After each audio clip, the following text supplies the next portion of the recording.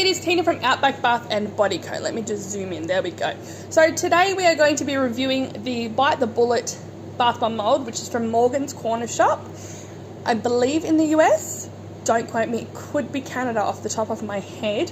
I haven't double checked before I started this video, but I will leave all of her details in the description box below, including the direct listing if it's still available on her website.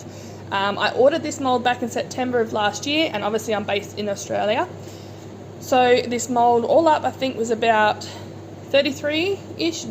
That includes the postage from Morgan to myself. The mould itself was only $12, but then the rest, of course, from international shipping was the remaining $20 or so. So I think once you convert that from US to Aussie dollars, it works out to be, at that time, almost $50. Our dollar rate I think is only like $1.27 at the moment to their $1, so it's a little bit cheaper. In fact, a lot cheaper than when I got it. I think it was closer to $1.40. But anyway, we're not here to discuss exchange rates. We're here to discuss bath bombs. So this bath bomb is quite a hefty bath bomb. Well, the product it makes is quite hefty.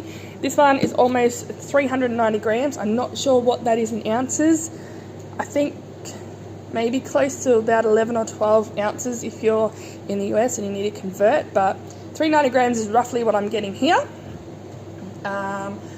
Not too bad to use. I'm going to go into how technical it is to use once I start packing it all. Got my mix almost ready.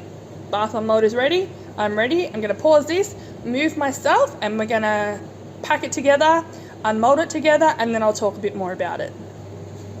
Okay, so I've got my sort of like part A of this mix. So this is like my soft bicarb, my oils, my liquids, my binder, you know, my fragrances and all that. The crema tartar, sorry, I'm just getting rid of the fly that seems to have gotten in my shop.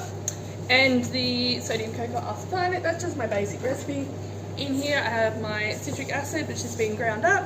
Just dumping that in. Make sure we get it all in there.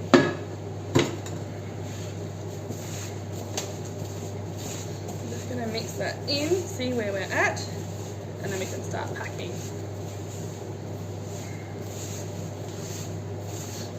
I decided for a bit of a different scent this time. I mixed these ones up with jacaranda and red berries from Aroma.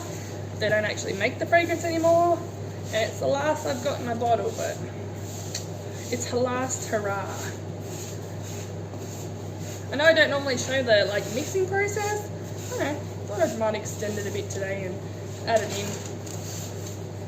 Maybe help the newer ones see the type of consistency they're going for. Everyone says wet sand. I don't think it's like wet sand. I don't know how to explain the texture.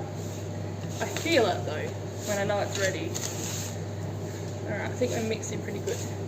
So you basically want to be able to grab some, ignore that, and hold it, play around with it, and you know, it holds together pretty well. Then I want to go through it and loosen it all up because I don't want it all packed tight for that. So it's nice and airy and fluffy. Alright, that's pretty good. Alright, I'm going to make sure we're still in focus in the right area so that you guys are actually going to see the mould. Alright, so if I stay around this vicinity, I should be okay. So we're going to take the mould. What I'm going to do is pack all these details in first. Sorry, I'm out of breath today because I've actually got like a little bit of a blocked nose sinus infection, so, and I'm a nose breather. I can't really breathe through my mouth properly, so that's probably why I'm going to be breathless today.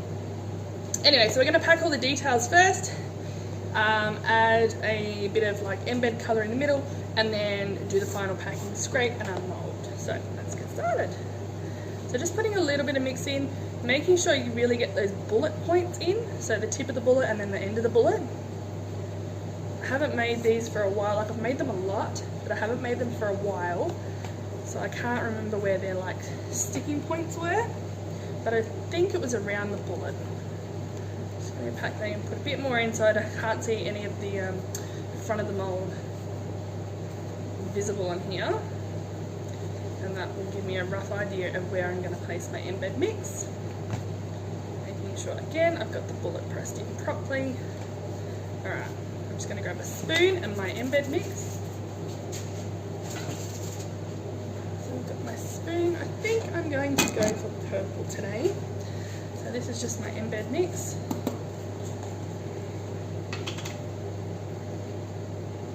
Just going to place a little bit there. So as it's fizzing and dissolving, you're going to see that colour come out. I'm going to go and backfill the rest of the mould.